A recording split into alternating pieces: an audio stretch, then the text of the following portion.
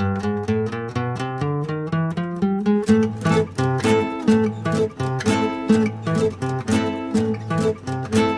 نمای بارون آروم توی خیابون اومد، شاخ گل من نیومد، سایبونم آسمون شد، ماه آسمون در اومد، شاخ گل من نیومد.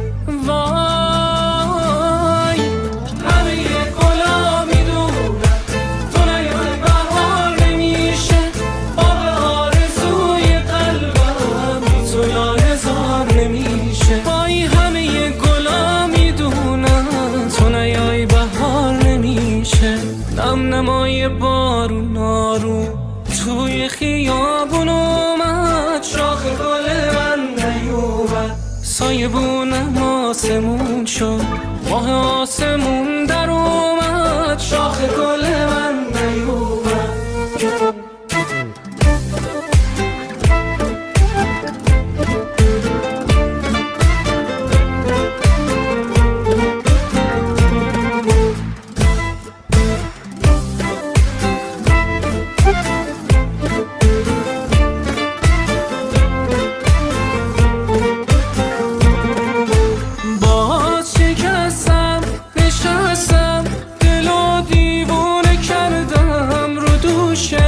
جدایی دوباره خونه کردم، من خودم دنیای دردم، خودم دنیای دردم. رو بوم خیالم دوباره سایه دیدم، یه گلدون شقایق براش از باغچه چیدم، درد این عشقو کشیدم، درد این عشقو کشیدم.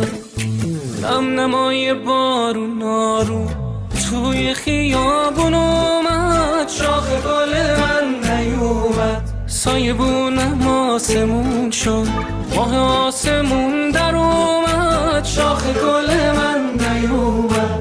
همه گلا میدونن تو نیای بهار نمیشه، آب آرزوی قلبم بی تو لایزار نمیشه.